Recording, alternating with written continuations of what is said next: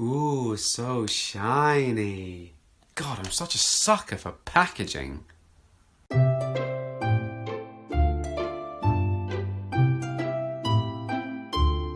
Hello lovely people of YouTube and welcome back to Mark on Life and Ghibli Time! That is getting more ridiculous every week.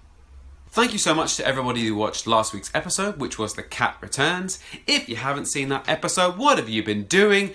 But I will put a link in the description below and at the end of this video. Today we're going to cover another epic, one of the most popular in the whole Ghibli series, and that is Howl's Moving Castle.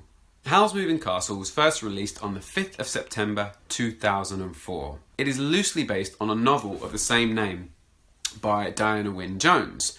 And so although it wasn't released in the UK until 2005, Miyazaki flew over to Britain to give a private screening of the film to Diana Wynne Jones, which was quite a nice gesture. The book and the film are quite different. There are a lot of differences between plot and character and stuff. I'm not going to go into them all now because there's quite a few, but it's definitely worth reading the original source material because it explains a little bit behind what was going on in the movie, and yeah, just nice to see a few of the differences. Japanese title for this one is Haoru no Ugoku Shiro, which is pretty much exactly the same, kind of the moving castle of Howl. So yeah, direct translation on this one. Director was Miyazaki, but he wasn't actually the original choice. Mamoru Hosoda was the original guy selected to do the film, but he left before production could take place and Miyazaki stepped in to take the reins. And the music is by Joe Hisaishi. So again, we have the dream team.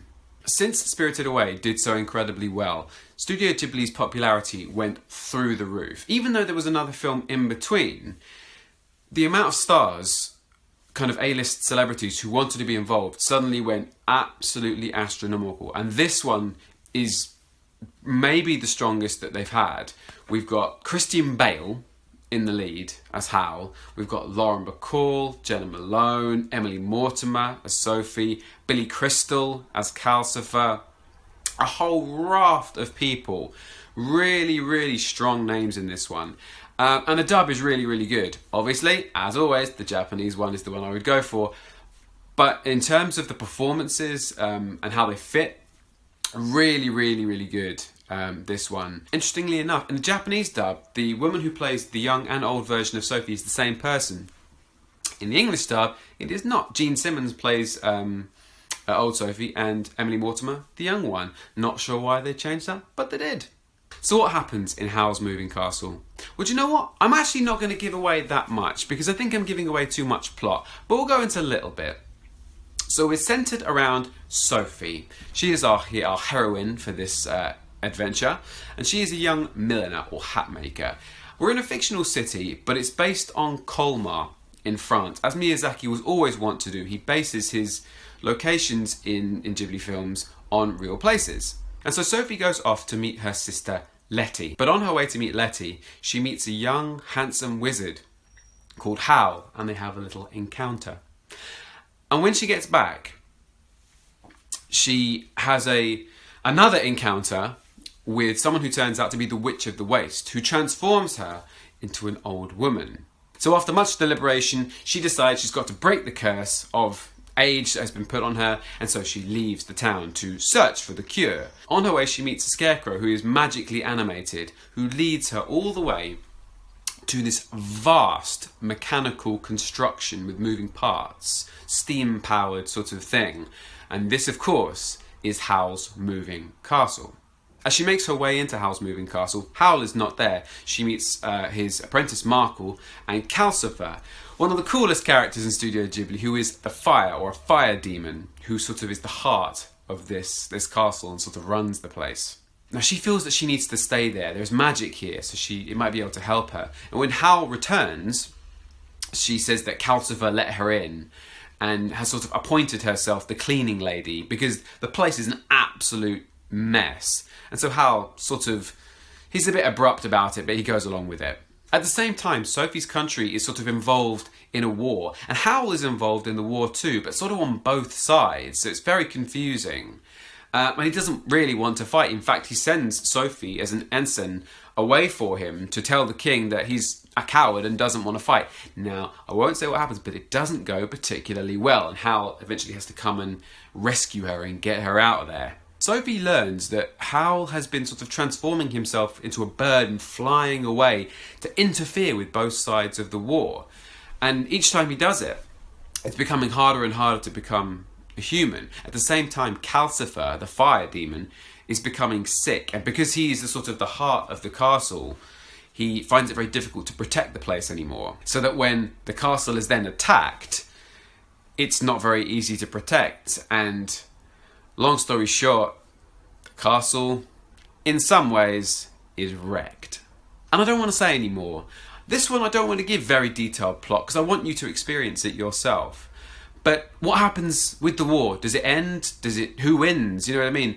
Why are Howl and Calcifer so connected in a sort of magical way? And what happens to Sophie? Does she become young again? What happens to Sophie and Howl and their sort of relationship? I'm going to leave it all to you, and I want to see what you make of it. More importantly, I wanted to see the themes of Howl's Moving Castle.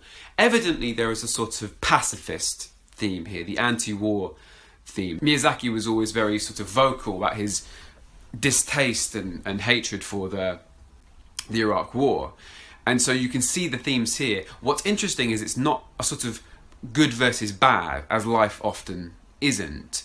Heroes and villains aren't sort of clearly denoted in the same way. People do good things, people do bad things. Is Howl good? Is he bad? He seems good, but then he doesn't do always good things. So it's about the complexity of war and why peace is so important in that sense. We also see the very common theme of flight.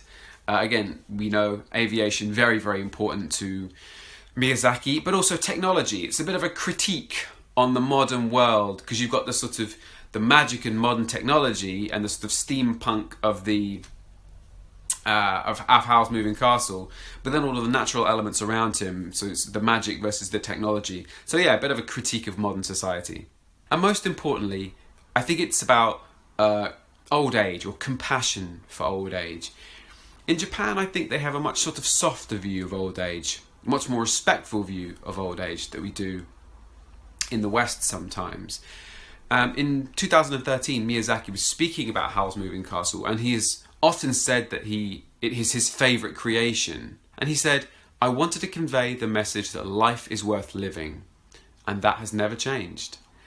And I think that's really, really interesting, sort of looking at old age not as something that, you know, you're done, your life's done, you get thrown away. No, you're equally as important, equally as respected, or you should be.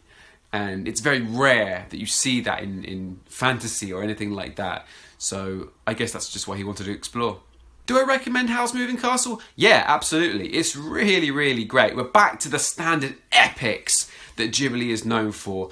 Animation is incredible, great English dub, really interesting themes, great characters. I'd say absolutely. Definitely watch it, and it's a definite buy.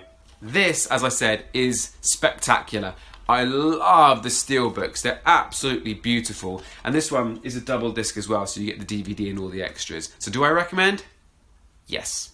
Thank you so much for watching. If you like this video, give it a big thumbs up, it really does help. Leave me a comment.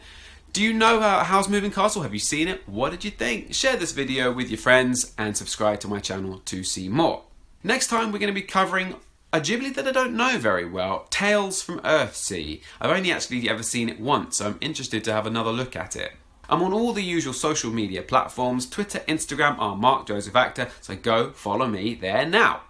Click over here somewhere to see last week's episode, which was The Cat Returns, and click over here somewhere to see my movie-based comedy series, Retrospectives.